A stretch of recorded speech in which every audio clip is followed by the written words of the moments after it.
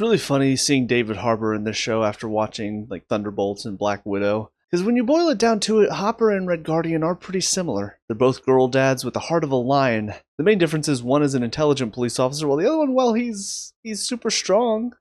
What's up, guys? Mason the Brock Henderson here, and this is Stranger Things Season 1, Episode 3, Holly Jolly. This show has me by the balls. I'm so invested. I want to know what's going to happen next. I feel like the hard part about doing reviews for the show is going to be finding things to talk about in the reviews, because for the most part, I'm just enjoying myself. It's a good story, good acting. Again, the music, I love it. So it doesn't really feel like there's a lot that I can dig into without just recapping the show, and that's not what reviews are supposed to be. But I guess looking at this episode, the things that I like are still the things I like from the first couple episodes. I like Hopper looking into this mystery and trying to solve it. The little moments that he has whenever you can just see his intelligence. You can see the subtle expression on his face whenever he sees that something is off. For instance, when they're looking at the cameras and he notices that there's no rain on the one camera despite the fact that it was pouring that night. He doesn't say anything at the time because obviously if he did, probably just get thrown out in that moment and they'd be worried that he's suspicious of them. But I just love watching characters who you could tell are picking up on everything that they see, but they're also trying not to let on that they are suspicious of something, that they are seeing clues in front of them to make sure that they don't let on to the possible culprit that they're onto them. What is interesting to me as well is some of the articles he's looking up. We see that these experiments have been going on for a while, even before everything with 11, it seems. And there is a part of me that wonders, because we see a little bit more of her backstory. We see some of the experiments she was being forced to test, like crushing a Coke can, and it seems like they wanted her to crush that cat, and she refused. So the question is, was she born with these abilities, or is this something that they created in her because of their experiments? And also, I know she calls Dr. Brenner, I think that's his name, she keeps calling him Papa. Is that actually her father, or does she see him as her father? That's something else I'll be curious to find out going forward. He definitely does seem to care about her, but not in the traditional I want to protect her type of sense. More so, it seems like he sees the value in her and he sees what her powers are capable of, because he's perfectly okay with her getting locked away. But you can also see at the end, whenever he's carrying her, there is an element of care there for her. So either going to be that he sees her as his pet project, or this is actually his daughter, but he's a scientist first and he wants to run these experiments. It's just the sense that I'm getting from these scenes, but I'm sure we'll get a lot more information about that going forward. Knowing that this show does run for 5 seasons, this feels like a story that they could possibly stretch out for more than just this season. As far as what the goals were of these experiments and what they were trying to do to her, and also what her relationship is with Dr. Brenner. The stuff with Joyce is also still very interesting. I think it's going to be tough for her as we see all the stuff she's seeing. We see the lights flickering on and off because of Will. We see him answering her questions with the lights. We see him turning on the radio. We see the thing crawl out of the wall. But of course, she's the only one seeing all of this. So when she tries to talk to Jonathan about it, obviously he thinks she's just freaking out and losing her mind. And of course, now that they found Will's body, now she's going to seem even more crazy. So I think that's really going to be tough going forward, because we as the audience, we have the information that she has, but also looking at it logically, looking at it from the point of view of Jonathan and Hopper and all these cops, she is going to sound crazy, because in their mind, a lot of what she's going to describe, if she does decide to tell them, is going to sound like she's just lost her mind and she's out of touch with reality now. I will say, just that scene where she has all the lights set up with the letters.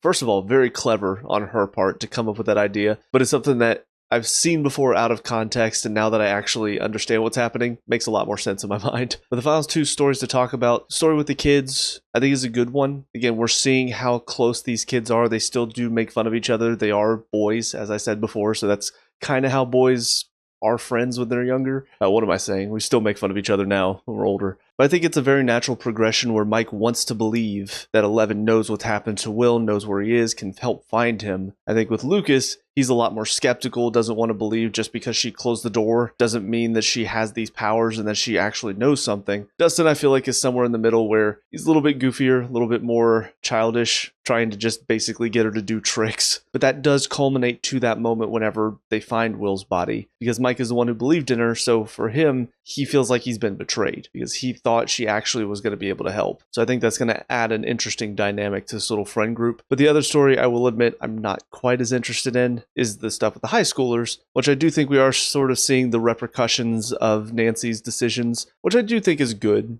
Because there was a part of me that wondered if they were going to go the route of once Steve got what he wanted from her, he was just going to drop her and be like, all right, that's another one off my checklist. But he does actually seem to like her and he wants to continue dating her, even if that is probably the one thing that's on his mind. But I do think for Nancy, she's kind of realizing that it's not all it's cracked up to be. And I do think she also sees some of the stuff he's doing, especially when it comes to Jonathan, and sees that maybe he's not the best guy either. I don't know if they're going to go into details, but from what I read of the situation, it seems like after they were done, for her it was a big deal. Whereas for him, he just went right to sleep as if it was nothing. So I don't know if that's what they were trying to imply and if that's what's going through her mind and why she seemed kind of hurt after all was said and done. And then throw on top of that the fact that she pushed away Barb and now Barb's missing. I do think there's a lot going through her mind in that sense. Then you look at how he treated Jonathan, which I will say it is a little hard to feel complete sympathy for him because not just taking the pictures, but then you also go and develop them. It is once again pretty creepy, but Steve's reaction and his friend's reactions, it does garner that sympathy a little bit more because yeah, it was creepy and he should be called out for it, but destroying his camera, embarrassing him in front of all these people, it is going over the top and it does make them look like jerks, even though he was being creepy to begin with. With all that being said, I will say that story for me is probably the least interesting in my mind, only because obviously now with Barb, it is a little bit more connected to the main story, but outside of that, it's mostly been its own thing, whereas everybody else is sort of dealing with the monster and Will's disappearance. So it has felt up until Barb's disappearance that it was just sort of separate from everything else. But like I said, I'm hooked. I want to know more. I want to solve these mysteries. I want to get to the bottom of what's going on. At the moment, I don't really have any theories off the top of my head. And honestly, I wouldn't be surprised if they do answer some of the questions at the end of this season, but then either purposefully or to make things make sense in the future, those answers might be shown to not be the whole truth. But if I had to take a guess from what I know so far, it does feel like these experiments did create the powers that 11 has. And I do wonder if these creatures are what they were studying to begin with. And that's how 11 got these powers, is they tried to see what happens if you maybe combine these creatures with a human. As far as why they're attacking people, I don't know. Could just be animalistic and humans are food. But also this other world that they seem to be transported to. Is that the creatures doing, or is there something else going on that we're not aware of? Because we saw with Barb in the pool, it's like she was still there, she was still in the pool, but all the water was gone, and obviously all this stuff was growing on the edges of the pool. So it's almost like the world is still connected to our world, maybe on like a different plane of existence. I don't know. It's just a lot of interesting questions that I'm pondering as I'm watching. So having a good time. We'll move on though to episode 4. I'll see you there in a second. And now episode 4, The Body. Once again, man, Hopper's story is absolutely my favorite part of this, because where everybody else, they see what's happening. The kids see 11's powers. Joyce is seeing all the weird stuff happening. Even Jonathan, it takes him piecing together that Nancy saw something that his mom saw. Everybody's having to get these obvious clues to show that there's something weird happening here. Hopper's going straight on instinct. I mean, he's seeing none of this stuff. He's only hearing Joyce's recounting of the whole thing she's going through, but he's not actually seeing anything. But his instincts kick in, and he realizes there's something weird going on here. There's people from the state coming in, saying nobody else can see the body. His coroner isn't allowed to look at the body. Goes in and talks to this one, I think it was a trooper that found the body, and realizes there's something weird about him. It's all straight detective instincts. I love watching him piece it all together. Just that scene in the bar was so intriguing to me. I love that even at the end you can see his logical mind is at war with itself, because he sees all the problems, he sees that there's something being covered up here, but then there's that part of his brain that goes, but why would anyone do this? It's like a conspiracy theory that sounds so far out there, but then all of a sudden you start to see things that make you go, you know, maybe there is something to this. That's what his brain is doing. It's thinking there's no possible way that there's this big cover-up that's trying to hide the body of a kid. But all of the evidence that he's seeing, all of the little things that his mind is picking up on, when he gets to that point, it's one of those do or die moments. I just love the acting when he pulls the knife out, because it's such a real emotion to be like, am I really about to do this? But you can see he's thinking about all of the clues that he's pieced together and realizes, no, this is something I need to do to prove to myself that there's something weird going on here, that this is not actually his body. So for me, that is the most intriguing part of this show so far, is watching Hopper just piece together all of this stuff without any context, really. But all the other stories are a lot of fun to watch as well. I will say the weakest for me is still Nancy and Jonathan and the high school